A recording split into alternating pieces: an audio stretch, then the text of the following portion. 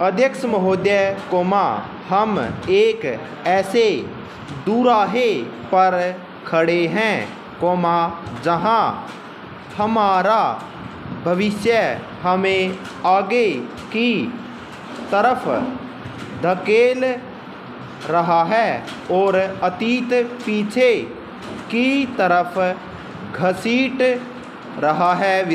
हम इस उलझन को किस तरह सुलझाएं और अपने जीवन का कैसा ढांचा तैयार करें जिससे हमारी ज़रूरतें भी पूरी हो और हमारे मन और आत्मा को भी खुराक मिलती रहे।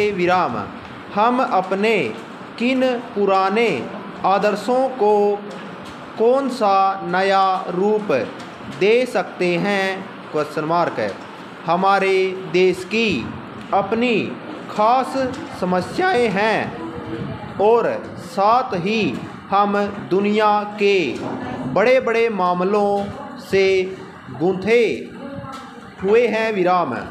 दुनिया आज गजब की तरक्की करने के बावजूद ऐसा जान पड़ता है कि वह अपने आप पर से विश्वास खोती जा रही है।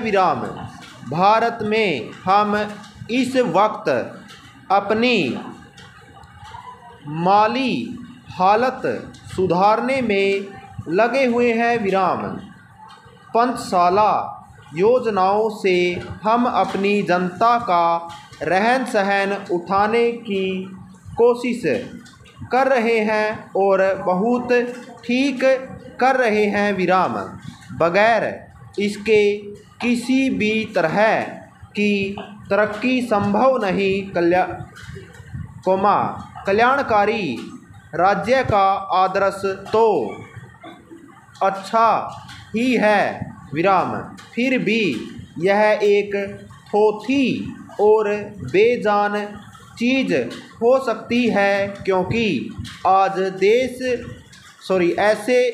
ऐसे देश भी दुनिया में हैं जो इस मकसद को पा चुके हैं, पर उनके सामने भी नए नए सवाल और नई नई गुत्थियाँ आ गई हैं और इन गुत्थियों को वे मशीनों से या माली हालत को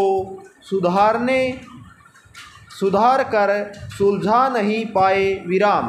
मानव स्वभाव की कुछ बुनियादी ज़रूरतों को पूरा करने में अब तक धर्म और मजहब का काफ़ी बड़ा हाथ रहा है, मगर इस तरह के धर्म की पकड़ अब ढीली हो चली है, उसका असर फीका पड़ चुका है और वह आजकल की दलीलों और साइंस के सामने टिक नहीं पा रहा है।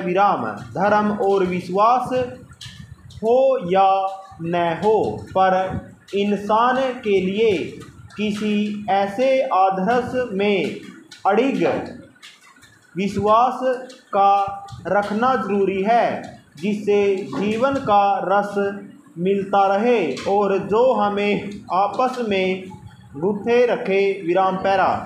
हमें तो आगे की तरफ देखना है और उसके लिए पूरे जोश और विश्वास के साथ काम करना है।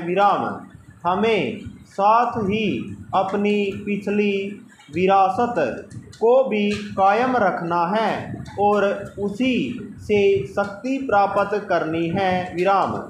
परिवर्तन जरूरी है, मगर अपने पुराने इतिहास से मुँह फेरना अपनी जड़ों को खोदना है।